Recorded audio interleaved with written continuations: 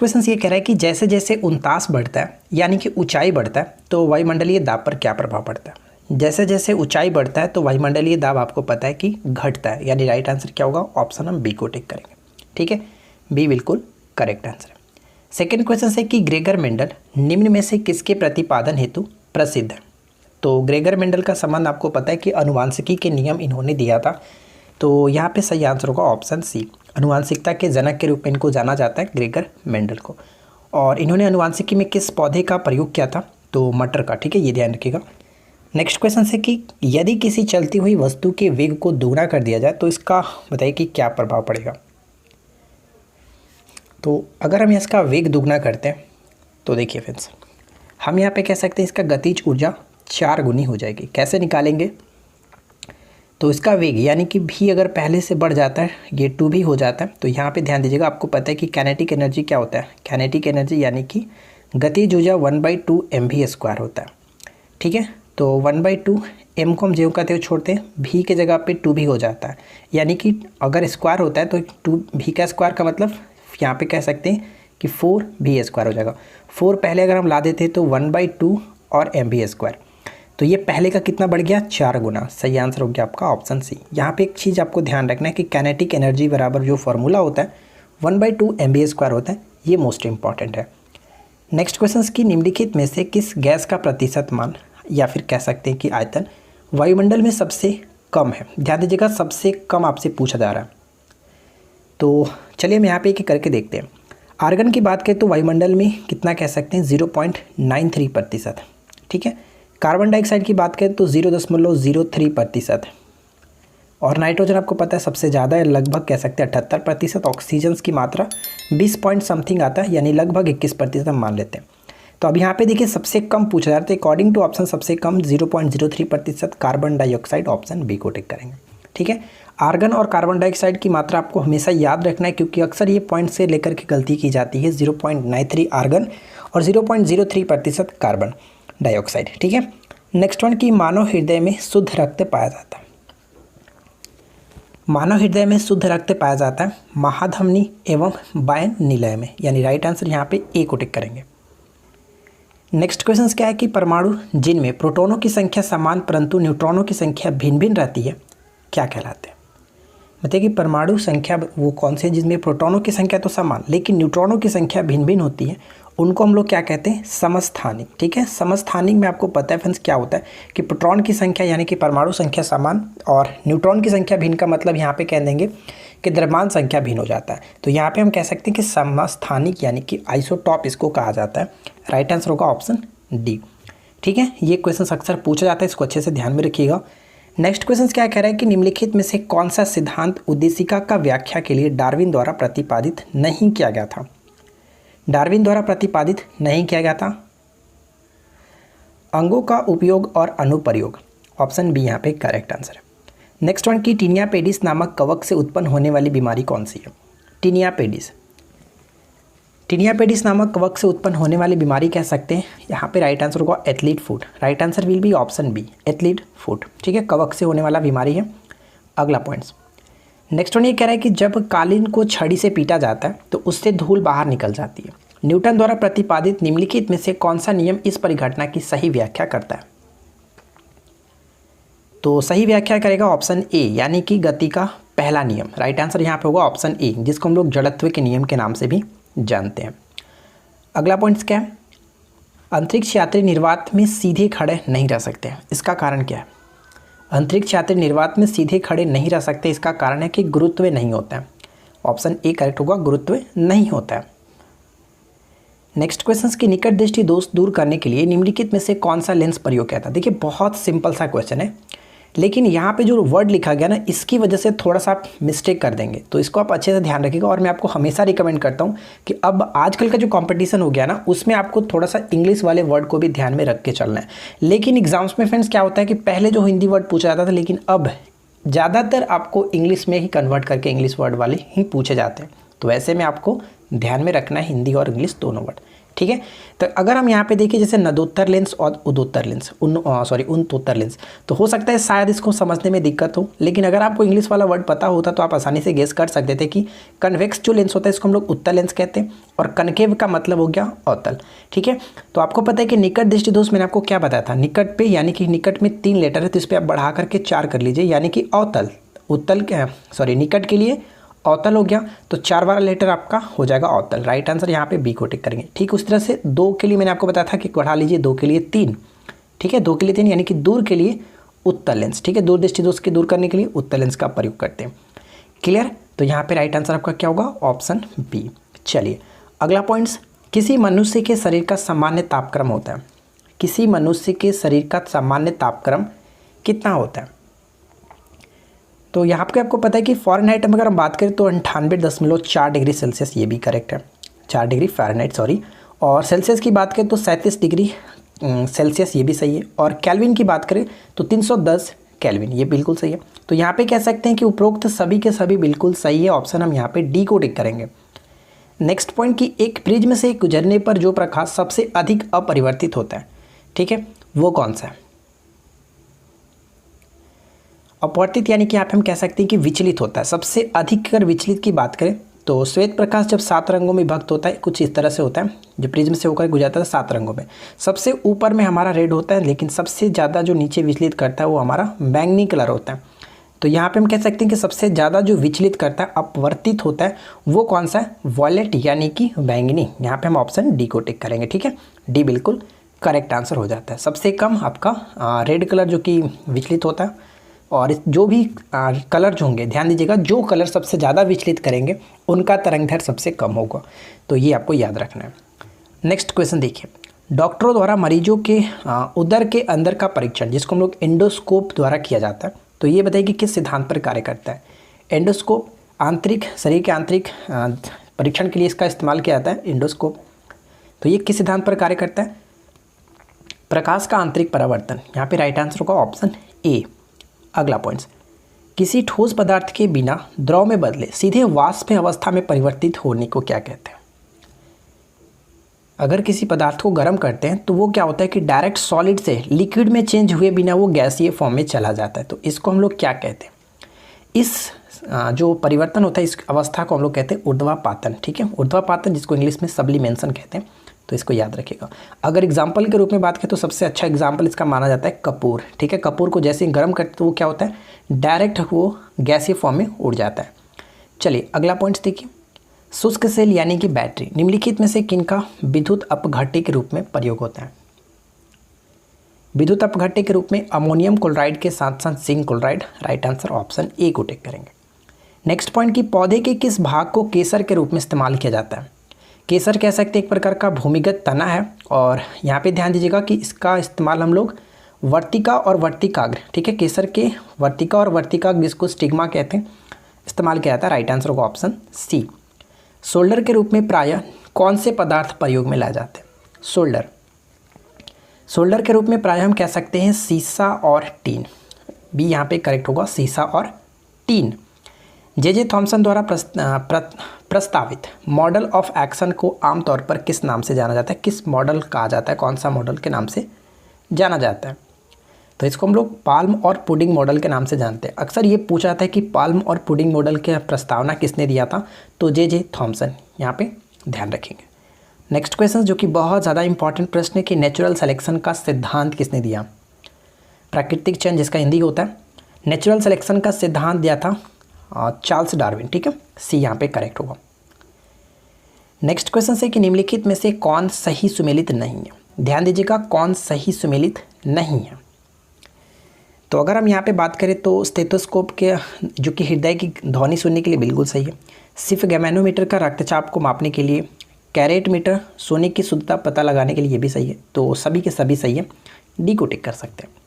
अगला पॉइंट्स, जीवाणु भोजी कौन होते हैं। ये क्वेश्चन बहुत ज़्यादा कंफ्यूज कर देता है। देखिए जीवाणु भोजी, जिसको हम लोग इंग्लिश में बैक्टीरियोफेज कहते हैं, तो जीवाणु भोजी कौन होते हैं। हम यहाँ पे कह सकते हैं कि जीवाणु भोजी, यहाँ पे ध्यान दीजिएगा, जीवाणु को संक्रमित करने वाले विषाणु, यहाँ पे इसका नाम जीवाणु जरूर होता है, लेकिन एक प्रकार का ये वायरस ही होता है। ध्यान दीजिएगा कि जीवाणु को संक्रमित करने वाले विषाणु होते, उन्हीं को हम लोग बैक्टीरियोफेज यानी कि जीवाणु भोजी कहते हैं। बी करेक्ट है। नेक्स्ट वन, फ्लाई एश वातावरणीय प्रदूषण है जो कि इसके द्वारा उत्पन्न होता है, फ्लाई एश। तो फ्लाई एश हम यहाँ पे कह सकते हैं, करेक्ट आंसर क्या होगा, थर्मल पावर प्लांट। ठीक है, थर्मल पावर प्लांट यहाँ पे राइट आंसर है। एक प्रकार का वातावरणीय प्रदूषण है जो कि फ्लाई एश के नाम से जानता है, और ये उस पर उत्पन्न होता है कहाँ से, थर्मल पावर प्लांट से। वायुमंडल हमारे ऊपर अत्यधिक दबाव डालता है, फिर भी हमें महसूस क्यों नहीं होता है? इसका कारण क्या है? इसका कारण ये कि हमारा जो रक्त दबाव होता है वायुमंडलीय दबाव से हल्का सा अधिक होता है, यानी कि वायुमंडलीय दबाव से अधिक हमारा रक्त दबाव होता है, इस वजह से पता नहीं चलता है। सी यहाँ पे करेक्ट आंसर है। अगला पॉइंट्स जो कि आज की इस वीडियो का आखिरी प्रश्न है, मनुष्य द्वारा पृथ्वी पर लगाया गया दाब तब सबसे कम होगा जब हुआ, यानी कि मनुष्य द्वारा पृथ्वी पर लगाया गया दाब सबसे कम कब होगा, वो कंडीशन यहाँ पे बताइए कि कौन सा होगा। तो सबसे कम हम कह सकते हैं बैठता है, एक पैर पर खड़ा रहता है, या फिर दोनों पैर पर खड़ा रहता है, या फिर पृथ्वी पर पड़ा रहता है। तो यहाँ पे करेक्ट आंसर होगा पृथ्वी पर पड़ा रहता है। जब वो पृथ्वी पर लेट जाएगा तब। इसको हम समझते हैं थोड़ा सा फॉर्मूले की तरफ। देखिए आपको पता है कि प्रेशर बराबर क्या होता है, यानी कि दाब बराबर कह सकते हैं प्रत्येकांक क्षेत्रफल पर लगने वाले बल को दाब कहते हैं, F/A।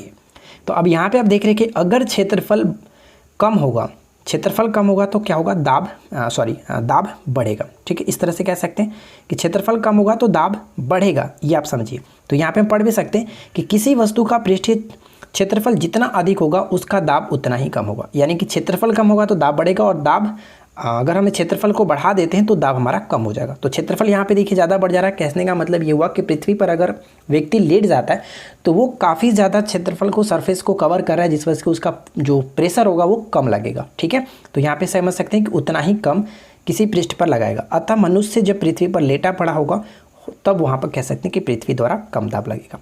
ठीक है, एक छोटा सा एग्जाम्पल एक और हम समझते हैं। जैसे कि आपको पता है कि अगर हम किसी गुब्बारे को नाखून की तुलना में, ठीक है, नाखून की तुलना में अगर हम सुई से उसको जैसे फोड़ने की कोशिश करते हैं तो वो जल्दी फूट जाता है। इसका कारण क्या होता है, क्योंकि आपको पता है कि जैसे यहाँ पे क्या होता है कि अगर सुई को हम चुभाते हैं तो ये बहुत कम क्षेत्रफल लगता है। कम क्षेत्रफल होने की वजह से क्या होता है, इस पर जो प्रेशर होता है वो काफ़ी ज़्यादा लगता है, इस वजह से फूट जाता है। जबकि अकॉर्डिंग टू अगर हमारे फिंगर की बात करें तो फिंगर वाले कंडीशन में कुछ ऐसा होता है, क्योंकि यहाँ पे हमारा जो क्षेत्रफल होता है, हमारे फिंगर का क्षेत्रफल थोड़ा सा ज़्यादा हो जाता है, जिस वजह से यहाँ पे फोर्स जो प्रेशर होता है वो कम लगता है। आई होप कि आपको ये चीज़ समझ में आ गई होगी। तो यहाँ पे राइट आंसर आपका होगा ऑप्शन डी। ठीक है, ये कि एक फ्यूज़ तार का उपयोग बताइए कि किसके लिए होता है। फ्यूज़ तार का प्रयोग हम लोग किसके लिए करते हैं? बहुत सा सिंपल सा क्वेश्चन है, आप सभी को पता होगा। अत्यधिक धारा प्रवाह के समय विद्युत परिपथ को तोड़ने के लिए। अगर आपको पता है कि घरों में इसका यूज़ इसलिए किया जाता है ताकि अगर शॉर्ट सर्किट हो तो सबसे पहले फ्यूज़ का तार जो कि गल करके ख़त्म हो जाए और हमारे घर की जो भी सुरक्षा वाले वायर हैं, जो भी कनेक्शन है, वो अच्छे तरीके से बचे रहें। तो इसके बारे में मुझे ज़्यादा बताने की ज़रूरत नहीं है, सभी चीज़ों को पता होगा। लेकिन यहाँ पर कुछ पॉइंट्स मैं आपको बताना चाहूँगा। जैसे फ्यूज़ तार की बात करें तो फ्यूज़ का तार किसका किसका मिश्रण है? तो सीसा और टीन का ये मिश्रण आपको याद रखना है। साथ ही साथ अगर हम यहाँ पर बात करें तो इसमें क्या होता है, एक तो निम्न प्रतिरोध होना चाहिए और निम्न गलनांक होना चाहिए, यानी कि इसका प्रतिरोध बहुत ही निम्न होना चाहिए कि इसमें अगर हम कोई धारा प्रवाहित करते हैं तो उसका जो विरोध हो यानी कि प्रतिरोध हो बहुत ही कम हो, नगण्य के बराबर हो। ठीक है, साथ ही साथ इसका जो गलनांक होना चाहिए वो बहुत ही कम होना चाहिए, यानी कि कहने का मतलब ये हुआ कि अगर इसमें ज़्यादा धारा प्रवाहित हो तो तुरंत ये गल जाए, इस वजह से, ताकि बाहर जो भी वायर्स जुड़े हुए हों वो उनका नुकसान ज़्यादा ना हो। इस वजह से ऐसा कहा जाता है कि इनमें निम्न प्रतिरोध होना चाहिए और निम्न गलनांक होना चाहिए। तो ये पॉइंट्स क्लियर हो गया। चलिए सेकेंड क्वेश्चन क्या कह रहे हैं? सेकेंड क्वेश्चन ये कि विद्युत फ्यूज़ में इस्तेमाल किया जाने वाला पदार्थ टीन और सीसा का एक मिश्र धातु है। तो बताइए कि इस मिश्र धातु में क्या होता है? तो जैसे कि मैंने आपको ऊपर बता ही दिया कि टीन और सीसा का मिश्र धातु होता है, और इसमें किस तरह से होना चाहिए, तो इनका जो विशिष्ट प्रतिरोध होता है वो निम्न होना चाहिए, साथ ही साथ इनका गलनांक भी निम्न होना चाहिए, यानी सही आंसर ऑप्शन सी को टिक करेंगे। नेक्स्ट क्वेश्चन क्या है कि मानव की आंत में पाया जाने वाला जीवाणु कौन सा है? आंत में पाया जाने वाला जीवाणु कौन सा है? तो यहाँ पे कह सकते हैं ऑप्शन बी, यानी कि एशेरिशियाई कोलाई, ऑप्शन हम बी को टिक करेंगे। एक्चुअली ये करता क्या है तो हम यहाँ पे पढ़ सकते हैं, इसके बारे में छोटा सा नोट मैंने लिख रखा है। यहाँ पे पढ़ सकते हैं कि जो ई कोलाई इसको कहते हैं, मानव की आंत में पाया जाने वाला एक जीवाणु है। यह एक तरह का बैक्टीरिया होता है जो मनुष्य और पशुओं के पेट में हमेशा रहता है, और बाकी चीज़ों को भी आप यहाँ पर पढ़ लीजिएगा, कोई दिक्कत नहीं है। चलिए फ्रेंड्स आगे बढ़ते हैं। नेक्स्ट क्वेश्चन देखिए क्या कह रहा है। अगला प्रश्न ये है कि मृदा की धान की पैदावार बढ़ाने वाली मुक्त जीवी जीवाणु कौन सा है। मृदा की धान की पैदावार को बढ़ाने वाला जो मुक्त जीवी जीवाणु है वो कौन सा है। Option D will be correct answer, anabaena. Next question है कि प्रशीतन खाद्य परिरक्षण में मदद करता है, बताइए किस तरह से मदद करता है। तो ये क्या करते हैं कि जैव रासायनिक अभिक्रिया की दर को कम करके मदद करते हैं, यानी राइट आंसर होगा ऑप्शन बी। नेक्स्ट वन क्या कह रहा है कि निम्न में से कौन सा सहजीवी नाइट्रोजन यौगीकरण जीवाणु है। बताइए फ्रेंड्स कि कौन सा सहजीवी नाइट्रोजन यौगीकरण जीवाणु है। तो हम यहाँ पे राइट आंसर ऑप्शन ए को टिक कर सकते हैं, rhizobium. Rhizobium option A will be correct answer. और ये काफ़ी इंपॉर्टेंट प्रश्न, अच्छे से याद रखिएगा। पौधों में होने वाली क्रियाओं में से एक जो इनका तापमान कम कर सकती है कौन सी है। तापमान को कम कर सकती है वो कौन सा एक क्रिया है। तो पौधों में होने वाला जो वाष्पोत्सर्जन है इसी को कहते हैं कि ये पौधों का तापमान कम कर सकती है। नेक्स्ट क्वेश्चन क्या है कि प्रकाश संश्लेषण के लिए इनकी ज़रूरत होती है। फोटोसिंथेसिस के लिए किसकी ज़रूरत होती है। तो देखिए जल का भी आवश्यकता होता है, पर्णहरित यानी कि क्लोरोफिल की आवश्यकता होती है, और धूप, ये तीनों चीज़ों की आवश्यकता पड़ती है, यानी कि D will B right answer. Next question है कि रक्त समूह ए बी का व्यक्ति किस व्यक्ति से रक्त प्राप्त कर सकता है। देखिए ये क्वेश्चन बहुत ज़्यादा रिपीट होता है। एक तो रक्त समूह ए बी और एक रक्त समूह होता है ओ, ठीक है। एक ओ होता है जिसको हम लोग कहते हैं यूनिवर्सल डोनर कहते हैं, जबकि रक्त समूह ए बी जो होता है इसको यूनिवर्सल रिसेप्टर कहा जाता है, यानी कि सर्वग्राही जिसको हिंदी में कहते हैं, और इसको सर्वदाता कहा जाता है। तो ये ध्यान रखिएगा, इसमें हम कह सकते हैं वो किसी भी रक्त समूह से रक्त ले सकता है, कोई भी रक्त समूह से वो रक्त प्राप्त कर सकता है, ठीक है। जबकि ओ जो होता है वो किसी भी को भी रक्त दे सकता है। तो ये चीज़ आपको याद रखना है। नेक्स्ट क्वेश्चन देखिए क्या है। अगला प्रश्न है कि ज़ेरोफाइट्स किन क्षेत्रों में पाए जाते हैं। देखिए ज़ेरोफाइट्स की बात करते हैं तो ये रेगिस्तान में जो उगने वाले पौधे होते हैं जिनको हम लोग मरुद्भिद कहते हैं, तो उसी को कहेंगे, यानी कि रेगिस्तानों में उगने वाले जो पौधे होते हैं, रेगिस्तानों के क्षेत्रों में पाए जाने वाले पौधे को ज़ेरोफाइट्स कहते हैं। नेक्स्ट पॉइंट क्या कह रहे हैं। डायबिटीज़ रोगियों द्वारा इस्तेमाल की जाने वाली स्वीटनर में ऊर्जा की मात्रा कितनी होगी। डायबिटीज़ रोगियों द्वारा इस्तेमाल की जाने वाले स्वीटनर में ऊर्जा की मात्रा कितनी होगी। तो उनमें 0 कैलोरीज होता है, यानी कि डी करेक्ट होगा, 0 कैलोरीज। नेक्स्ट क्वेश्चन देखिए, निम्नलिखित में से कौन सा सही सुमेलित नहीं है, यानी कि यहाँ पे गलत तरीके से बताइए कौन मैच किया गया। तो हम यहाँ पे कह सकते हैं फ्रेंड्स कि ऑडोमीटर की बात करें तो वाहनों की पहिए द्वारा तय की गई दूरी को मापने में बिल्कुल सही है। ऑन्डोमीटर की बात करें तो विद्युत चंबक के तरंगों की आवृत्ति मापने का यंत्र, ये भी सही है। ऑडियोमीटर ध्वनि तीव्रता का मापक युक्ति है। तीनों के तीनों सही है, कोई भी गलत नहीं है, इस वजह से ऑप्शन डी को टिक करेंगे, सभी सही है। अगला प्रश्न, निम्नलिखित में से कौन सा कथन असत्य है। तो यहाँ पे बताइए कि कौन सा कथन असत्य है। पहला पॉइंट कह रहा है कि प्रकाश संश्लेषण सूर्य के प्रकाश में होता है, बिल्कुल सही है। प्रकाश संश्लेषण के लिए सूर्य का होना बिल्कुल ज़रूरी है, कंपलसरी है। प्रकाश संश्लेषण में कार्बन डाइऑक्साइड का उपयोग होता है, ये भी बिल्कुल सही है, ठीक है। और थर्ड पॉइंट ये कह रहा है कि प्रकाश संश्लेषण में O2 का उपयोग किया था, बिल्कुल गलत है, क्योंकि प्रकाश संश्लेषण के द्वारा O2 का जो कि बाद में O2 रिलीज होता है, तो ये पॉइंट्स कहते हैं कि उसका उपयोग नहीं होता है। यहाँ पे ऑप्शन सी बिल्कुल गलत है, ऑप्शन हम सी को टिक कर सकते हैं, ठीक है। चलिए नेक्स्ट वन देखिए क्या है। अगला प्रश्न ये कह रहा है कि निम्न में से वह वैज्ञानिक कौन है जिसने पहली बार रुधिर परिसंचरण की व्याख्या की थी। रुधिर परिसंचरण की व्याख्या सबसे पहले की थी किसने। रक्त परिसंचरण की व्याख्या सबसे पहले विलियम हॉर्वे ने किया था, ऑप्शन बी करेक्ट होगा, ठीक है। ऑप्शन बी को टिक करेंगे। चलिए नेक्स्ट क्वेश्चन क्या कह रहा है कि विकास का सिद्धांत, ठीक है, विकास का सिद्धांत किसके द्वारा प्रतिपादित किया गया था। बताइए विकास का सिद्धांत सबसे पहले किसने प्रतिपादित किया था। Charles Darwin, option D correct होगा, चार्ल्स डार्विन। नेक्स्ट पॉइंट, सूची 1 को सूची 2 के साथ सम्मिलित करना। एक तरफ खोज है, दूसरी तरफ वैज्ञानिक नाम है, तो बताइए यहाँ पे कौन सही तरीके से मैच किया गया। बात करें अगर हम यहाँ पे एक पॉइंट्स की, तो देखिए डीएनए की संरचना सबसे पहले वाटसन एंड क्रिक ने बनाया था, यानी कि ए का 3 के साथ यहाँ पर भी मिल रहा है। चलिए आगे बढ़ते हैं। अगर रक्त समूह की बात करें तो रक्त समूह जो खोजा गया था, यानी कि जो ए बी ओ, ये सब हम ब्लड ग्रुप जो देखते हैं वो कह सकते हैं कि किसके द्वारा खोजा गया था। तो ये खोजा गया था कार्ल लैंडस्टीनर के द्वारा, ठीक है, कार्ल लैंडस्टीनर, यानी कि बी का 4 के साथ मैच होना चाहिए, तो बी का 4 के साथ यहाँ पर भी मिल रहा है। आगे बढ़ते हैं। और यहाँ पे बात करें विटामिन, जैसे कि आपको विटामिन पता है, तो विटामिन की अगर हम बात करें तो हॉपकिंस, देखिए ध्यान दीजिएगा, विटामिन की खोज सबसे पहले हॉपकिंस ने किया था, लेकिन इसका नामकरण फंक ने किया था। तो यहाँ पे डी का हम फर्स्ट कर सकते हैं। तो डी का फर्स्ट यहाँ पे कहाँ मिल रहा है, तो डी का फर्स्ट यहाँ पे मिल रहा है, यानी कि करेक्ट आंसर ऑप्शन हम सी को टिक कर सकते हैं। जिंपिंग जिंग की बात करें तो ये हमारा बर्बरा और मेलेक्टोक, आप उसको याद रख सकते हैं। तो क्लियरली यहाँ पे राइट आंसर हमारा होगा ऑप्शन सी। चलिए नेक्स्ट क्वेश्चन से कि कंडरा, जो जिसको हम लोग टेंडन कहते हैं, किसको किसको जोड़ता है। टेंडन जो है वो किसको किसको जोड़ता है। तो इस प्रश्न का करेक्ट आंसर हो जाएगा टेंडन पेशी को हड्डी से जोड़ता है, यानी कि ऑप्शन बी को टिक करेंगे। जबकि यहाँ पे मैंने कुछ पॉइंट्स लिखा है, जैसे कि हड्डी को हड्डी से कौन जोड़ता है। यहाँ पे भी देखिए लिगामेंट्स एक उत्तक होता है जो कि हड्डी को हड्डी से जोड़ता है। ये क्वेश्चन भी वीवीआई पूछा जाता है और ये आपको याद रखना है, टेंडन जो कि मांसपेशी को हड्डी से जोड़ता है। ठीक है, तो यहाँ पे एक और मैंने पॉइंट्स लिखा है, जैसे कि फैसलिए जिसको कहते हैं, ठीक है, फैसिए जो होता है वो मांसपेशियों को मांसपेशियों से जोड़ता है। ये तीनों पॉइंट्स को याद रखिएगा। आगे बढ़ते हैं, अगला पॉइंट्स, मानव दिमाग के यानी कि मानव मस्तिष्क के निम्न भागों में से कौन सा एक कह सकते हैं निग्रहण और उल्टी का नियमन केंद्र है।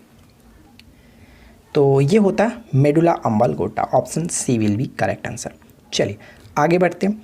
नेक्स्ट क्वेश्चन से कि शहद में मुख्यतः होते हैं, शहद में मुख्यतः क्या होता है। शहद में कह सकते हैं मुख्यतः आपको पता है कि राइट आंसर यहाँ पे होना चाहिए था कार्बोहाइड्रेट। यहाँ पे राइट आंसर क्या होगा, ऑप्शन बी कार्बोहाइड्रेट। जैसे कि शहद में क्या होता है, मुख्यतः फ्रुक्टोज होता है, तो फ्रुक्टोज हमारा यहाँ पे कार्बोहाइड्रेट के अंतर्गत ही आएगा। नेक्स्ट वन क्या है कि मानव शरीर में विटामिन ए भंडारित होता है। मानव शरीर में विटामिन ए कहाँ पर भंडारित होता है, तो यकृत में। और यकृत आपको पता है कि मानव शरीर की सबसे बड़ी जो ग्रंथि है, ये आपको याद रखना है। चलिए दबाव की एसआई मात्रक यानी कि एसआई यूनिट क्या होता है, दाब का एसआई यूनिट। तो दाब, हम अगर प्रेशर की बात करें तो प्रति एकांक क्षेत्रफल पर लगने वाले बल को दाब कहते हैं। कई बार हम लोगों ने इसके बारे में डिस्कस किया।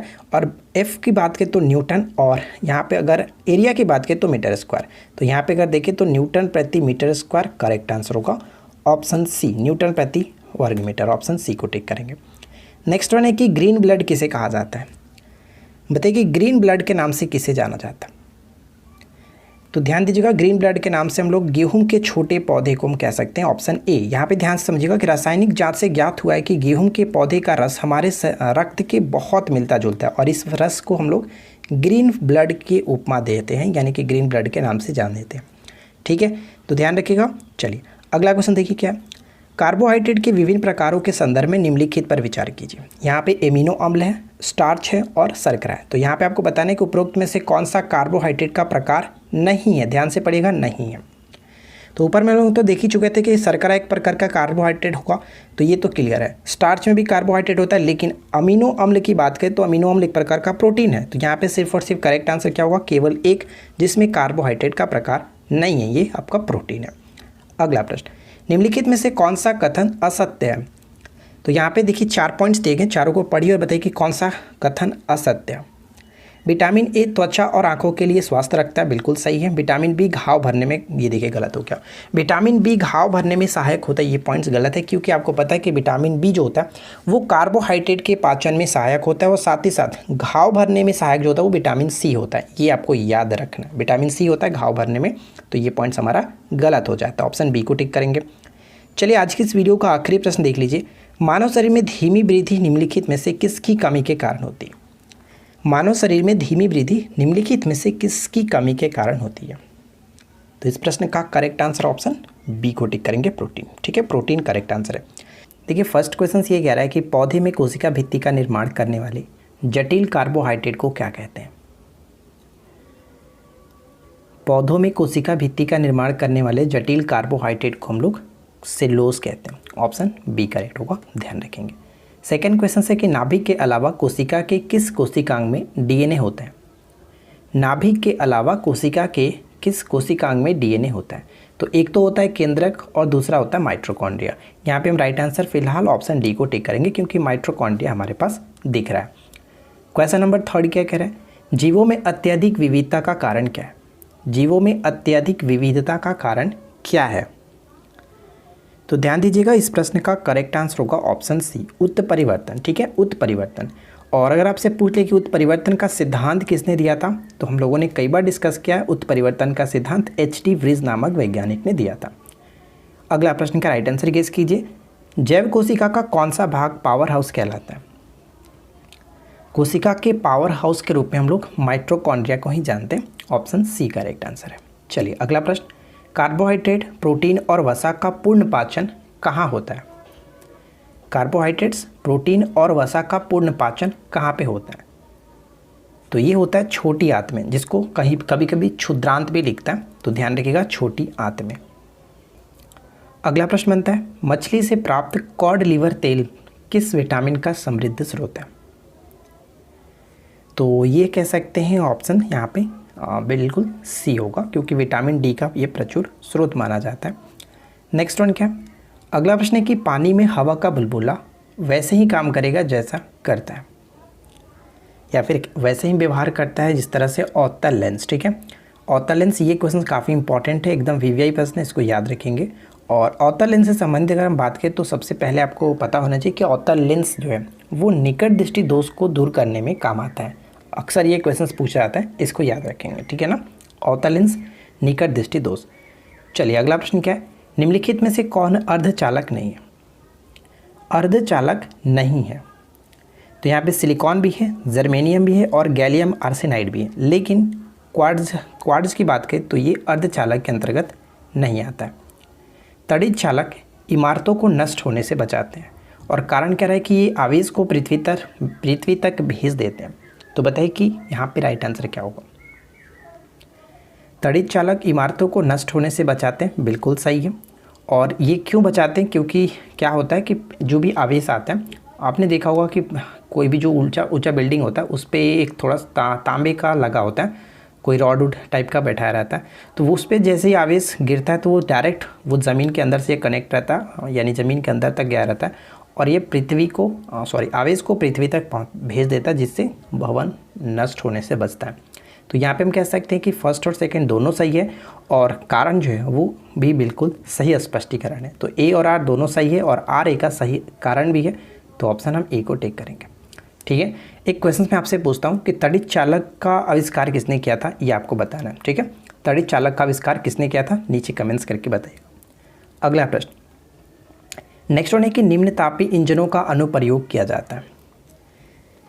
देखिए, निम्न तापी इंजनों का अनुप्रयोग हम इसको कभी कभी घुमा करके कहते हैं क्रायोजेनिक इंजन। ठीक है, क्रायोजेनिक इंजन का प्रयोग हम लोग रॉकेट्स में करते हैं, और ये बहुत ही निम्न ताप पे होता है। ठीक है, ध्यान रखिएगा, बहुत ही निम्न ताप पे, लगभग इसमें जो टेम्परेचर होता है -150 डिग्री सेल्सियस तक होता है क्रायोजेनिक इंजन।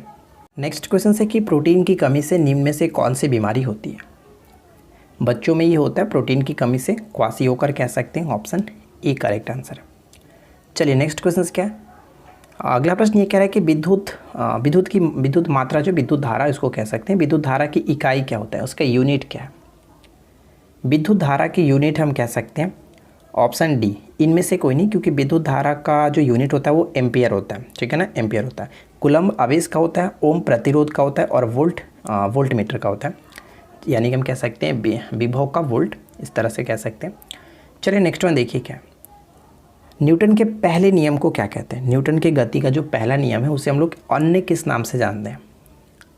न्यूटन के गति के पहले नियम को जड़त्व का नियम भी कहते हैं, ऑप्शन बी करेक्ट होगा। एक चीज़ और ध्यान रखिएगा, न्यूटन के गति के पहले नियम से बल की परिभाषा मिलती है, यानी बल का जो भी डिफिनेशन है वो हमें पहले नियम से मिलता है, लेकिन न्यूटन के गति के दूसरे नियम से हमें बल का व्यंजक प्राप्त होता है, जो F = ma हमें मिलता है। ठीक है, तो ये भी क्वेश्चन अक्सर पूछा जाता है, तो ये दोनों याद रखेंगे। अगला पॉइंट है कि साबुन के बुलबुले के अंदर का दाब क्या होता है? साबुन के बुलबुले के अंदर का जो दाब होता है वो क्या होता है?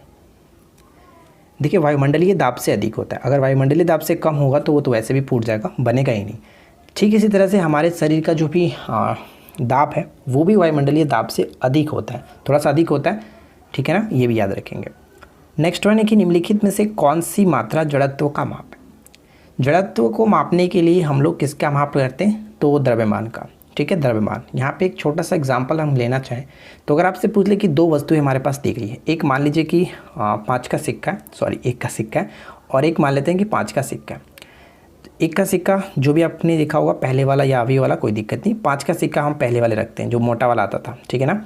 तो अगर आपसे पूछे कि इन दोनों में से कौन ज़्यादा जड़त्व रखता है, तो जिसका ज़्यादा द्रव्यमान होगा उसका ज़्यादा जड़त्व होगा। तो आप ऑब्वियसली कह सकते हैं कि 5 रुपये का जो सिक्का था उसका द्रव्यमान ज़्यादा था, इसलिए जड़त्व भी इसका ज़्यादा होगा। ठीक उस तरह से अगर हम एक साइकिल की बात करें और एक मोटरसाइकिल की बात करें, तो आप इसमें भी कहेंगे कि साइकिल वाले में द्रव्यमान जो कि कम है तो इसका जड़त्व कम है। ठीक उस तरह से मोटरसाइकिल में ज़्यादा है तो उसका ज़्यादा होगा। ठीक है, तो ये याद रखिएगा कि जड़त्व जो होता है वो द्रव्यमान का माप होता है। नेक्स्ट क्वेश्चन कह रहा है कि कार्बन मोनोऑक्साइड विषाक्तता निम्न में से किसको मुख्यतः प्रभावित करती है। कार्बन मोनोऑक्साइड जिसको हम लोग CO कहते हैं। ठीक है, कार्बन मोनोऑक्साइड यहाँ पे हम कह सकते हैं कि रक्त की ऑक्सीजन को वहन करने की जो क्षमता होती है उसको प्रभावित करती है, और इसकी वजह से क्या होता है फ्रेंड्स कि बहुत जल्द मृत्यु हो जाती है। एक तरह के कह सकते हैं कि जहरीली गैस होती है। नेक्स्ट वन है कि कृत्रिम रेशम का निम्नलिखित नाम भी है। कृत्रिम रेशम को हम यहाँ पे बताइए कि क्या कह सकते हैं। तो कृत्रिम रेशम रेयॉन यहाँ पे कह सकते हैं, रेयॉन ऑप्शन हम ए को टिक करेंगे, रेयॉन। ठीक है, और इससे पहले वाले जो हम लोगों ने वीडियो देखा था उसमें मैं आपको बताया था कि प्राकृतिक रेशे कौन है और ये कृत्रिम रेशे कौन कौन से होते हैं। चलिए नेक्स्ट वन क्या है, जीन शब्द किसने बनाया था। जीन शब्द किसने बनाया था या फिर जीन के आविष्कारक किसको कहा जाता है, तो WL जोहानसन कह सकते हैं। ठीक है ना, जोहानसन यहाँ पे करेक्ट होगा। नेक्स्ट वन देखिए कि निम्न में से कौन सी व्याधि अनुवांशिक है। तो यहाँ पे बताइए कि कौन सी अनुवांशिक है। तो यहाँ पे कह सकते हैं कि हीमोफीलिया जो एक प्रकार का अनुवांशिक विकार होता है, इसमें एक्चुअली होता है क्या है कि अगर कोई भी व्यक्ति हीमोफीलिया से अगर वो ग्रसित है तो थोड़ा सा भी चोट लगने के बाद उसका जो रक्त निकलता है ना वो बंद नहीं हो पाता है, और इस वजह से ज़्यादा रक्त बहने की वजह से उसकी मृत्यु भी हो सकती है। चलिए नेक्स्ट वन क्या कह रहा है कि मनुष्य के शरीर में पसलियों की कितने जोड़े होते हैं। मनुष्य के शरीर में पसलियों की जोड़े कितने होते हैं, तो ध्यान रखिएगा पसलियों की जोड़े की अगर हम बात करें तो कुल 12 जोड़े पसलियाँ होते हैं, जिसमें हम टोटल 24 पसलियाँ कह सकते हैं। तो 12 जोड़ी होता है, यहाँ पे राइट आंसर आपका होगा ऑप्शन ए। तो ये आपको याद रखना है। ठीक है कि एग्रिस्टोलॉजी में किसका अध्ययन होता है। एग्रिस्टोलॉजी में किसका अध्ययन करते हैं, तो इस प्रश्न का करेक्ट आंसर हमारा हो जाएगा घास का अध्ययन करते हैं। एग्रिस्टोलॉजी में घास का अध्ययन किया जाता है। ठीक है, अगला प्रश्न, निम्नलिखित कथनों पर विचार कीजिए। फर्स्ट, सेकेंड, थर्ड, 3 पॉइंट्स यहाँ पे दिए गए, तीनों को अच्छे तरीके से पढ़िए और बताइए कि उपरोक्त में से कौन सा कथन यहाँ पे सही होगा।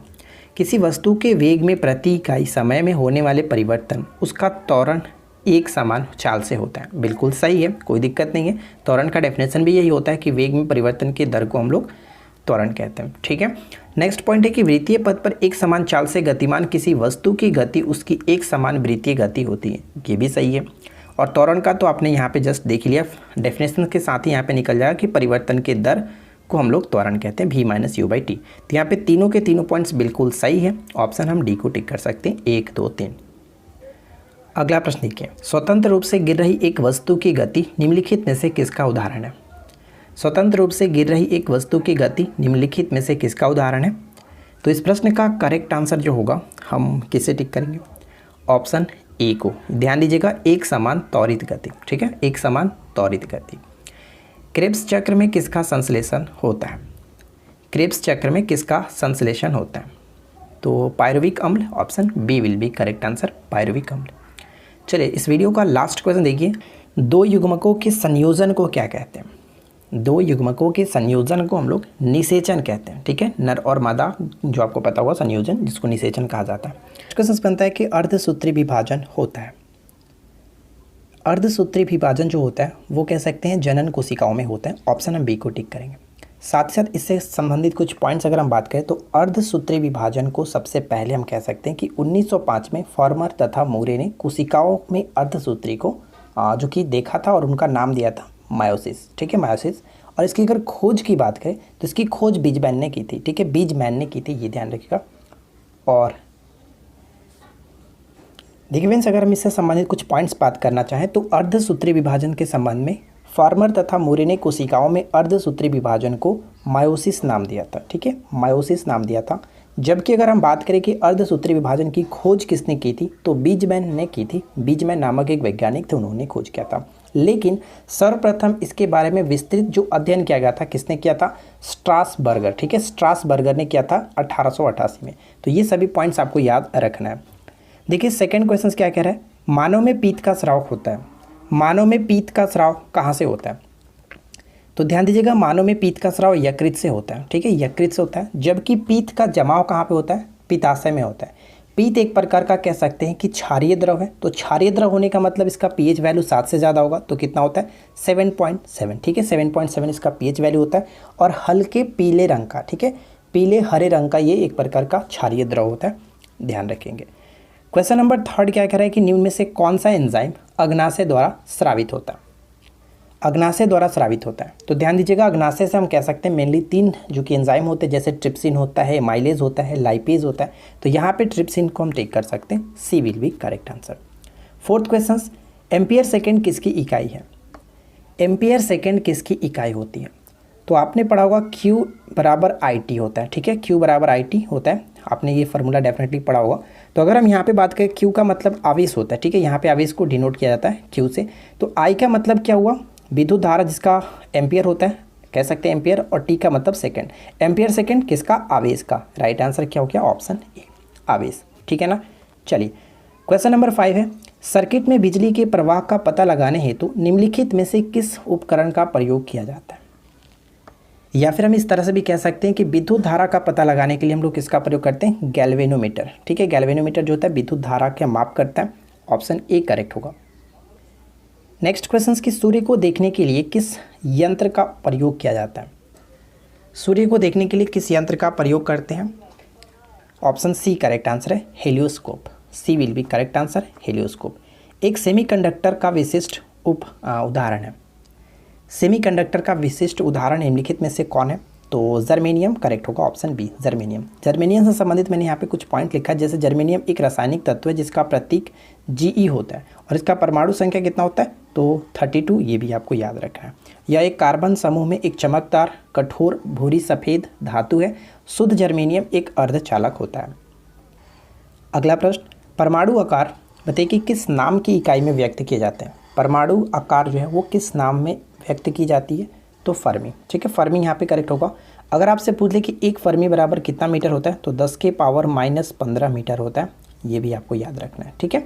चलिए आगे बढ़ते हैं, निम्नलिखित में से कौन सा एक न्यूक्लियॉन नहीं है, यानी कि हम कह सकते हैं कि नाभिक नहीं है, न्यूक्लियॉन नहीं है। तो प्रोटॉन भी होता है, न्यूट्रॉन भी होता है, जबकि पॉजिट्रॉन नहीं होता है, ठीक है। आपको पता है फ्रेंड्स कि नाभिक में क्या होता है, प्रोटॉन और न्यूट्रॉन होता है, और हम कह सकते हैं इलेक्ट्रॉन जो होता है वो बाहर की तरफ, नाभिक के बाहर कक्षा में घूमते रहता है। पॉजिट्रॉन इसके अंतर्गत नहीं आता है, तो यहाँ पे राइट आंसर हम ऑप्शन डी को टिक करेंगे, न्यूक्लियॉन नहीं है। आगे बढ़ते हैं, मानव शरीर में निम्न में से किसका आकार सबसे बड़ा है, मानव शरीर में किसका आकार सबसे बड़ा है। तो आपको पता होगा कि हमारे शरीर की सबसे बड़ी ग्रंथि के रूप में जो है वो यकृत को मानते हैं, यानी राइट आंसर होगा ऑप्शन बी, ठीक है, यकृत हमारे शरीर की सबसे बड़ी ग्रंथि है, तो ऑप्शन बी को टिक करेंगे। और फ्रेंड्स ध्यान दीजिएगा, यकृत के बाद जो अग्नाशय आता है जिसको पेनक्रियास कहते हैं, ये दूसरा सबसे बड़ी ग्रंथि होती है। अगला प्रश्न देखिए, नेक्स्ट क्वेश्चन है कि उस विटामिन का नाम बताइए जिसकी कमी के कारण अत्यधिक खून बहने लगता है। अत्यधिक खून बहने लगता है, उस विटामिन को हम क्या कहते हैं, उससे हम लोग कहते हैं विटामिन के। विटामिन के की कमी के कारण क्या होता है कि शरीर में रक्त का थक्का नहीं बन पाता, अगर थोड़ा सा भी कटता चलता है तो वहाँ पे रक्त जो बहता है तो वो रक्त काफ़ी ज़्यादा बह जाता है, तो वो कह सकते हैं विटामिन के की कमी के कारण होता है। विटामिन के का रासायनिक नाम क्या होता है, तो फिलोक्विनोन, ठीक है, ये ध्यान रखिएगा, फिलोक्विनोन, ये बहुत ज़्यादा इंपॉर्टेंट है।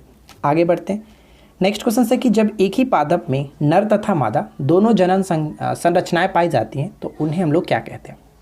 एक ही पादप में नर तथा मादा दोनों जनन संरचनाएं पाई जाती हैं तो उन्हें हम लोग द्विलिंगी कहते हैं, ऑप्शन बी करेक्ट होगा, द्विलिंगी। साथ ही साथ यहाँ पे मैंने छोटा सा नोट लिखा है, आप इसको पढ़िएगा, कोई दिक्कत नहीं, आपको अच्छे तरीके से और भी समझ में आ जाएगा। फिलहाल देखिए नेक्स्ट क्वेश्चन क्या है, निम्न में से किन जीवों में बाह्य निषेचन होता है, बाह्य निषेचन होता है किन जीवों में। तो बाह्य निषेचन ध्यान दीजिएगा फ्रेंड्स, शैवाल में बाह्य निषेचन होता है, मछली में बाह्य निषेचन होता है, मेढक में बाह्य निषेचन होता है। अक्सर ये क्वेश्चन पूछा जाता है कि मेढक में किस तरह का निषेचन होता है, तो बाह्य निषेचन होता है, ये ध्यान रखिएगा।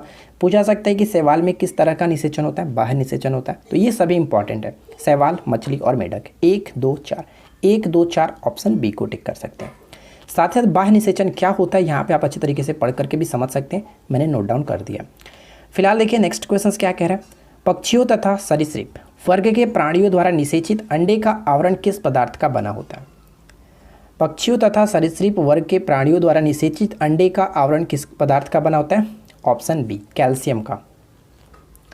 नेक्स्ट क्वेश्चन की परमाणु बम का सिद्धांत आधारित है, परमाणु बम का सिद्धांत किस पर आधारित है?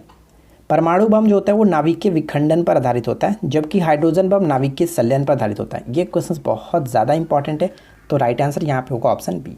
बर्फ़ के दो टुकड़ों को आपस में दबाने पर टुकड़े आपस में चिपक जाते हैं, क्योंकि बर्फ़ के दो टुकड़ों को आपस में दबाने पर टुकड़े आपस में चिपक जाते हैं। इसका कारण क्या होता है? इसका कारण ये होता है कि जैसे अगर हम बर्फ़ को दबाते हैं तो उसका गलनांक कम हो जाता है, यानी कि दाब अधिक होने पर बर्फ़ का गलनांक घट जाता है। Right answer will be option A. ठीक है, नेक्स्ट क्वेश्चन क्या है? किसी सरल लोलक की लंबाई 4% बढ़ा दी जाए तो उसका आवर्तकाल क्या होगा? तो इसके लिए आपको पता होगा टी इक्वल टू क्या होता है, 2 पाई √L/g, ये होता है इसका फॉर्मूला। ठीक है, आवर्तकाल बराबर हम ये तरह से लिख सकते हैं, किस पे डिपेंड करता है? लंबाई पे डिपेंड करता है। ठीक है, तो यहाँ पे देखिए अगर मैं 2 पाई रखता हूँ और लंबाई को मैं क्या करता हूँ 4% बढ़ा रहा है, तो 4% बढ़ाने का मतलब फ्रेंड्स कि आपका ये रूट से बाहर निकलेगा तो 2 गुना बाहर निकलेगा, यानी कि 2% बढ़ जाएगा। राइट आंसर क्या है? Option B. ये चीज़ आपको ध्यान रखना है। कभी कभी पूछा जाता है कि जो आवर्तकाल होता है वो किस पर, लोलक का आवर्तकाल किस पर निर्भर करता है, तो ध्यान दीजिएगा, कह सकते हैं यहाँ पे लंबाई पर और ये गुरुत्वीय त्वरण पर, और साथ ही साथ बाकी तो कुछ नहीं है, यहाँ पे आपका ये दो चीज़ों पर निर्भर करता है। और ऑप्शंस में आपको हमेशा दिखेगा द्रव्यमान, तो द्रव्यमान पर निर्भर नहीं करता, इस फॉर्मूले को याद रखेगा। इस पर न्यूमेरिकल बनाने के लिए भी पूछा जाता है और आपका ये हेल्प करेगा इस टाइप के क्वेश्चंस को सॉल्व करने में। निम्नलिखित में से किसकी ऊष्माधारिता अधिक है? किसकी ऊष्माधारिता अधिक है? तो जल की ऊष्माधारिता काफ़ी ज़्यादा होती है, ऑप्शन ए, यानी सभी में जल की ऊष्माधारिता काफ़ी ज़्यादा है। एक अंतरिक्ष यात्री अपने सहपाठी को चंद्रमा की सतह पर नहीं सुन सकता है, इसका कारण क्या? तो इसका सिंपल सा कारण होता है कि ध्वनि को चलने के लिए किसी न किसी मीडियम की ज़रूरत होती है, किसी न किसी माध्यम की ज़रूरत होती है, लेकिन चंद्रमा पर कोई भी वायुमंडल नहीं है, कोई भी मीडियम नहीं है, जिस वजह से हम कह सकते हैं कि वहाँ पर ध्वनि प्रचारित नहीं कर सकते, यानी ध्वनि प्रचार करने का माध्यम नहीं होता, इस वजह से नहीं सुन सकते, यानी कि राइट आंसर क्या हो गया? Option C. अगला पॉइंट से, निम्न में से कौन सही सुमेलित है? One of the most important questions, एकदम वीवीआई प्रश्न है क्योंकि अक्सर यहाँ से क्वेश्चंस बनते रहते हैं। निम्नलिखित में से कौन सही सुमेलित है? चुंबकीय फ्लक्स जो घनत्व है इसका मात्रक क्या होता है? टेस्ला। स्वप्रेरण का मात्रक हेनरी होता है। चुंबकीय फ्लक्स का मात्रक जो होता है फ्रेंड्स ध्यान रखिएगा वेबर होता है। यहाँ पे कह सकते हैं कि तीनों के तीनों पॉइंट्स बिल्कुल सही है, इस वजह से ऑप्शन हम डी को टिक करेंगे, 1 2 3। ठीक है, 1 2 3 यहाँ पे बिल्कुल सही है। कि रक्त में थक्के का निर्माण, रक्त में बताइए कि किसके नामक कुछ कोशिकाओं की उपस्थिति होता है? रक्त के थक्के का निर्माण जो होता है किस कारण से होता है? तो प्लेटलेट्स। ठीक है, प्लेटलेट्स, ऑप्शन हम बी को टिक करेंगे। साथ साथ यहाँ पे कुछ पॉइंट्स है, आप इसको पढ़ सकते हैं। चलिए आगे बढ़ते हैं। देखिए फ्रेंड्स, एक चीज़ और ध्यान दीजिएगा, कभी कभी प्लेटलेट्स ना लिख करके थ्रोम्बोसाइट्स लिखता है। देखिए इसी को हम कह सकते हैं कि प्लेटलेट्स को थ्रोम्बोसाइट्स के रूप में भी जाना जाता है, तो ध्यान रखना है कि दोनों में से कोई भी ऑप्शन हो सकता है। नेक्स्ट क्वेश्चन से कि कौन सा कथन सही है? 2 पॉइंट्स दिए गए, दोनों पॉइंट्स को पढ़िए और बताइए फ्रेंड्स कौन सा कथन सही होगा। माइटोकॉन्ड्रिया कोशिका के पावर हाउस के रूप में जाना जाता है, बिल्कुल सही है। माइटोकॉन्ड्रिया का मुख्य कार्य ऊर्जा उत्पन्न करने के लिए कार्बोहाइड्रेट और फैटी एसिड का विघटन करना है। दोनों के दोनों पॉइंट सही है, इस वजह से ऑप्शन सी को टिक करेंगे। चलिए आगे बढ़ते हैं। अगला पॉइंट क्या कह रहा है बताइए, निम्नलिखित में से कौन सबसे छोटी रक्तवाहिका है जो कि धमनियों से ऑक्सीजन युक्त रक्त को शरीर के ऊतक में वितरित करती है और ऊतकों से सिराओं तक ऑक्सीजन युक्त रक्त को पहुंचाती है? तो इस प्रश्न का राइट आंसर क्या होगा? सबसे छोटी रक्तवाहिका कैपिलरी को कहते हैं, यानी कि कोशिकाएं। ठीक है, यानी कि राइट आंसर आपका होगा ऑप्शन डी। बाकी के संबंध में अगर हम बात करना चाहें तो यहाँ पे मैंने लिख रखा, अब इसको पढ़ करके भी समझ सकते हैं, कोई प्रॉब्लम नहीं होगा। देखिए हम यहाँ पे एक बार पढ़ देते हैं। जैसे अगर धमनिया की बात करें तो आर्टरी हृदय से शरीर के विभिन्न भागों में ऑक्सीजन युक्त रक्त पहुँचाने वाली रक्तवाहिकाओं को धमनियाँ कहते हैं। ठीक उसी तरह से सिराएँ जो होता है वेन, इसको कहते हैं रक्तवाहिकाएँ होती है जो हृदय में डीऑक्सीजनेट, ठीक है, डीऑक्सीजनेट रक्त ले जाती हैं। और स्टेम क्या होता है? स्टेम की अगर बात करें तो नाक में उपास्थि है, यानी कि नाक में एक अस्थि है जो कि नसिका को अलग करता है। तो ये सभी पॉइंट्स आपको याद रखना है। नेक्स्ट क्वेश्चन है कि थक्का बनने की प्रक्रिया के कारण घाव से खून बहना बंद हो जाता है, जिसे हम लोग क्या कहते हैं? थक्का बनने की प्रक्रिया के कारण घाव से खून बहना बंद हो जाता है, जिसको हम लोग कोएगुलेशन कहते हैं। ऑप्शन ए करेक्ट आंसर है। देखिए फ्रेंड्स, आज के इस वीडियो का आखिरी प्रश्न है, निम्नलिखित में से कौन सा रोग विटामिन B1 की कमी से होता है? विटामिन B1 को हम लोग किस नाम से जानते हैं? थायमिन के नाम से जाना जाता है। और ये जो होता है फ्रेंड्स, इसमें बेरी होता है, बेरी के यानी कि B1 की कमी के कारण बेरी होता है। और यहाँ पे ध्यान दीजिएगा कि इस रोग का 2 प्रकार होते हैं, एक तो कह सकते हैं वेट बेरी बेरी और एक होता है ड्राई बेरी बेरी, यानी कि सूखी बेरी बेरी और एक गीला बेरी बेरी कह सकते हैं इस तरह से। ठीक है, फर्स्ट क्वेश्चन ये कि कुष्ठ रोग का कारण क्या होता है। कुष्ठ रोग जो होता है वो किसके कारण कह सकते हैं कि फैलता है। तो इस प्रश्न का राइट आंसर हो जाएगा ऑप्शन बी, यानी कि जीवाणु के कारण ये फैलता है। अगर हम बात करें कि जीवाणु में कौन से जीवाणु, तो माइक्रोबैक्टीरियम लेप्री नामक जीवाणु के द्वारा फैलता है। ठीक है, और प्रत्येक वर्ष ये 30 जनवरी को मनाया भी जाता है। कुष्ठ रोग दिवस आपको पता है फ्रेंड्स कि 30 जनवरी को मनाया जाता है, ये ध्यान रखिएगा। सेकेंड क्वेश्चन से कि मलेरिया रोग का कारण क्या है। मलेरिया जो रोग होता है वो किसके कारण होता है। मलेरिया होता है परजीवी के कारण। ठीक है, प्लाज्मोडियम नामक परजीवी के कारण होता है, ये ध्यान रखिएगा। जबकि डेंगू जो होता है वो किसके कारण होता है, डेंगू वायरस के कारण होने वाला रोग होता है, तो कंफ्यूज नहीं होना है। क्वेश्चन नंबर थर्ड, एमीटर के संबंध में यहाँ पे क्या सही होगा। एमीटर, तो ध्यान दीजिएगा, एमीटर की बात करें तो परिपथ में इसको श्रेणी क्रम में जोड़ा जाता है, निम्न वैद्युत प्रतिरोध होना चाहिए और कम विद्युत खींचता है। तो ये तीनों के तीनों पॉइंट्स इसके संबंध में बिल्कुल सही है। और भी अगर हम एक्स्ट्रा पॉइंट की बात करें तो ध्यान दीजिएगा, एमीटर धारा का मापन एम्पियर में करता है। ठीक है, एमीटर विद्युत धारा का मापन एम्पियर में करता है और आदर्श एमीटर का प्रतिरोध शून्य होता है। ठीक है, ध्यान दीजिएगा शून्य होता है। नेक्स्ट क्वेश्चन बनता है कि निम्न में से कौन सी सम्मोहक द्रव्य है। सम्मोहक, तो राइट आंसर होगा ल्यूमिनल। ठीक है, ल्यूमिनल ऑप्शन। हम क्वेश्चन है कि किसको मापने के लिए स्टेलागोमीटर का उपयोग किया जाता है। स्टेलागोमीटर का प्रयोग किया जाता है, तो ये होता है पृष्ठ तनाव को मापने के लिए। ऑप्शन हम बी को टिक करेंगे, पृष्ठ तनाव।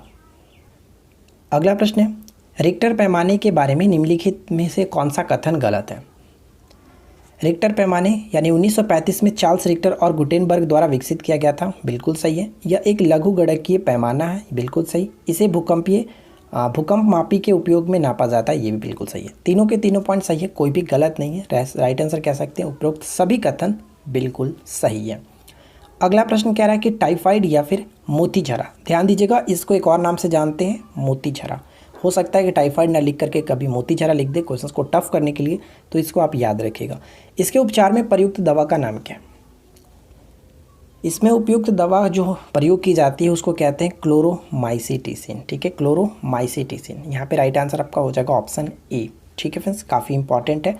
और इसका फैलने का कारण क्या होता है, यानी कि जो टाइफाइड होता है जिसको हम लोग एक और नाम से जानते हैं मियादी बुखार, आपको पता होगा टाइफाइड को। इसका फैलने का कारण ये होता है कि प्रदूषित भोजन करना या फिर जल तथा रोगी के मलमूत्र द्वारा फैलता है, ये सभी चीज़ें, तो इसको आप याद रखेंगे। ठीक है, क्लोरोमाइसिटिसिन प्रतिजैविक से इसका हम लोग उपचार कर सकते हैं, दवा के रूप में इसका इस्तेमाल किया जाता है। अगला प्रश्न, वृद्ध महिलाओं में कह सकते हैं ऑस्टियोपोरोसिस मुख्य रूप से पाया जाता है, ये किसकी कमी से होता है। ऑस्टियोपोरोसिस, एक्चुअली ऑस्टियोपोरोसिस जो होता है वो हड्डी में दर्द होना, हड्डी जो कमज़ोर हो जाती है, हड्डी में दर्द होता है, उसी को ऑस्टियोपोरोसिस के नाम से जाना जाता है। और आपको पता है कि हड्डी से संबंधित तो बात अगर कैल्शियम की जाए तो बिल्कुल सही होगा, क्योंकि कैल्शियम की कमी के कारण ही हड्डी में कुछ प्रॉब्लम हो जाती है। नेक्स्ट क्वेश्चन है कि निम्न में से किसकी कमी के कारण मैरास्मस या फिर कह सकते हैं क्वासियोकर जो रोग होता है, बीमारी होता है, बताइए किसकी कमी के कारण। मैरास्मस या फिर क्वासियोकर जो बीमारी होता है, रोग होता है, ये प्रोटीन की कमी के कारण है। एक्चुअली ये बच्चों में होता है, एक प्रकार का कह सकते हैं कि कुपोषण ही है, तो इसको ध्यान रखिएगा, प्रोटीन के कारण। तो राइट आंसर क्या होगा, केवल और केवल 2। ठीक है, चलिए नेक्स्ट क्वेश्चन क्या है, केल्विन पैमाने पर लिए गए ताप को सेल्सियस पैमाने पर बदलने के लिए आपको दिए गए ताप में क्या करना पड़ेगा। अगर हम मानते हैं फ्रेंड्स कि कोई केल्विन पैमाने पर 310 ले लेते हैं, 310 केल्विन। ठीक है, अगर हम इसे सेल्सियस पैमाने पर जाना होगा तो क्या करना पड़ेगा, इसमें से 273 को घटाना पड़ेगा। ठीक है, 310 में से अगर मैं 273 को घटाता हूं तो आपको पता है कि 37 डिग्री सेल्सियस, जो कि हम कह सकते हैं क्या निकलता है, ये मानव शरीर का टेम्परेचर होता है। ठीक है, सामान्य टेम्परेचर मानव शरीर का 37 डिग्री सेल्सियस। तो क्या हमने देखा, 273 को घटाया जाता है, तो राइट आंसर ऑप्शन हम ए को टिक करेंगे। ठीक उसी तरह से सेल्सियस को केल्विन में बदलने के लिए हम क्या करते हैं, उसमें जोड़ते हैं, ये बहुत इंपॉर्टेंट है, ध्यान रखेंगे। अगला प्रश्न बनता है कि निम्नलिखित में से किसमें कोई कार्य नहीं किया जाता है। बताइए कि निम्नलिखित में से किसमें कोई कार्य नहीं हुआ। तो कह सकते हैं कि कपिल अपने कंधे पर 10 केजी भार लेकर के खड़ा है। फिजिक्स में कार्य तभी संभव माना जाता है जब कोई वहाँ पे डिस्प्लेसमेंट हो, यानी कि कोई विस्थापन हो, तभी कार्य संभव माना जाता है। चाहे आप अगर मान लीजिए कि कोई एक दीवार है, ठीक है, दीवार है, और एक बच्चा इस दीवार पे पूरे ज़ोर से दिन भर कार्य कर रहा है, यानी कि उसको धक्का देने की कोशिश कर रहा है, लेकिन उस दीवार पे कोई असर नहीं पड़ता। तो अगर हम फिजिक्स के अकॉर्डिंग बात करें कि उसने कितना कार्य किया, तो उसने ज़ीरो काम किया, कोई कार्य नहीं किया, ये माना जाता है। लेकिन भले ही उस दिन भर काम करके थक चुका है पूरी तरह से, लेकिन उसने कोई काम नहीं किया। ये फिजिक्स के अकॉर्डिंग होता है, क्योंकि जब तक डिस्प्लेसमेंट नहीं तब तक कोई काम नहीं। तो हम यहाँ पे कह सकते हैं कि कपिल अपने कंधे पर 10 kg भार लेकर के खड़ा है, तो कोई कार्य उसने नहीं किया। तो राइट आंसर हम ऑप्शन ए को टिक करेंगे, कार्य संभव नहीं हुआ है। ठीक है, चलिए आगे बढ़ते हैं। नेक्स्ट वन है कि योग्यतम की उत्तरजीविका का प्रतिपादन किसने किया था। जैसे आपको इसका इंग्लिश अक्सर पेपर में देखने को मिलता है, सर्वाइवल ऑफ द फिटेस्ट। तो यहाँ पे कह सकते हैं योग्यतम की उत्तरजीविका राइट आंसर होगा चार्ल्स डार्विन। ठीक है, Charles Darwin, option B correct है। समजात अंग होते हैं, समजात अंग होता है और एक समरूप अंग होता है।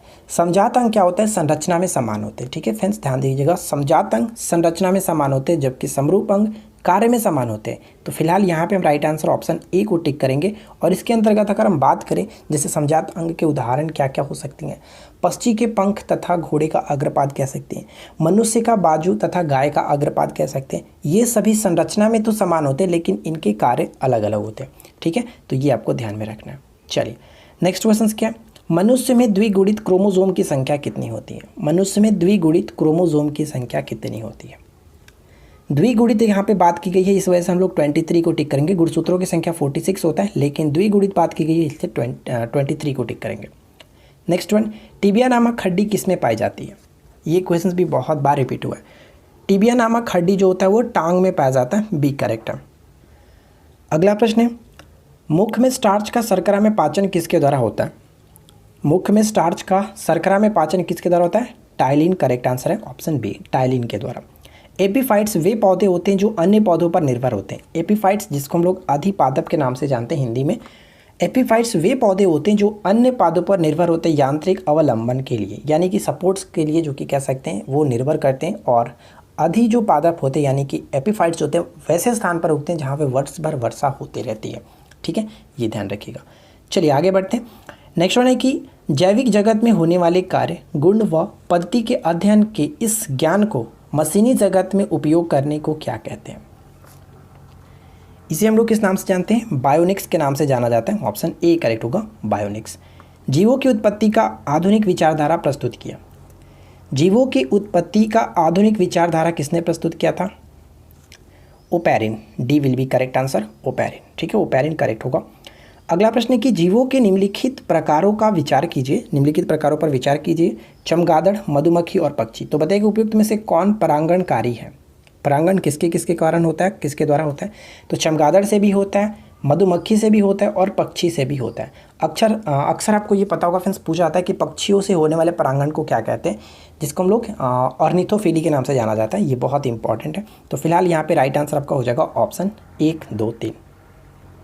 नेक्स्ट क्वेश्चन है कि निम्नलिखित में से कौन सा एक भारत का राष्ट्रीय जलीय प्राणी है। बताइए भारत का राष्ट्रीय जलीय प्राणी निम्नलिखित में से कौन सा है। बहुत सिंपल सा क्वेश्चन है, गंगा के डॉल्फिन। ठीक है, लेकिन मैं आपसे एक छोटा सा क्वेश्चन पूछता हूँ, बताइएगा कि भारत का राष्ट्रीय जलीय जो प्राणी गंगा डॉल्फिन को घोषित किया गया था, कब किया गया था, ये आपके लिए क्वेश्चन है। नीचे कमेंट्स करके ज़रूर बताइएगा कब किया गया था। अगला प्रश्न है, तालाबों और कुओं में निम्नलिखित में से किस एक को छोड़ने से मच्छरों को नियंत्रित करने में मदद मिलती है। मच्छरों को नियंत्रित करने में मदद मिलती है, और ये होता है गैम्बूसिया फिश। ठीक है, गैम्बूसिया फिश एक प्रकार का कीट पक्षी कह सकते हैं, मछली है गैम्बूसिया फिश। धसे हुए रंध्र किस में पाए जाते हैं। रंध्र का मतलब क्या होता है, स्टोमाटा, जो पत्तियों के ऊपर छोटा छोटा छिद्र होता है ना, उसी को रंध्र कहा जाता है। तो धसे हुए रंध्र किस में पाए जाते हैं, मरुद्भिद में। और मरुद्भिद क्या होता है, रेगिस्तान में उगने वाले जो पौधे होते हैं जिसको हम लोग ज़ेरोफाइट कहते हैं। मरुद्भिद का मतलब इंग्लिश में ज़ेरोफाइट होता है, तो ध्यान रखेंगे। नेक्स्ट क्वेश्चन बनता है कि टर्नर सिंड्रोम में गुणसूत्रों की संख्या कितनी होती है। टर्नर सिंड्रोम में गुणसूत्रों की संख्या कितना होता है, 45, ऑप्शन बी को टिक करेंगे। एक और पूछा गया था जो कि हाल ही में पिछली बार एग्जाम्स जो हुआ था उसमें पूछा गया था, क्लाइनफिल्टर सिंड्रोम में कितने होते हैं गुणसूत्रों की संख्या, तो उसमें 47 होता है। ये ध्यान रखिएगा, क्लाइनफिल्टर सिंड्रोम, जिसको क्लीनफिल्टर सिंड्रोम भी कहा जाता है, तो याद रखेंगे 47। ठीक है, चलिए अगला प्रश्न है, मेढक के टेडपोल लार्वा में नाइट्रोजनी उत्सर्जी पदार्थ कौन सा होता है। कौन सा होता है, अमोनिया, बी को टिक कर सकते हैं, अमोनिया।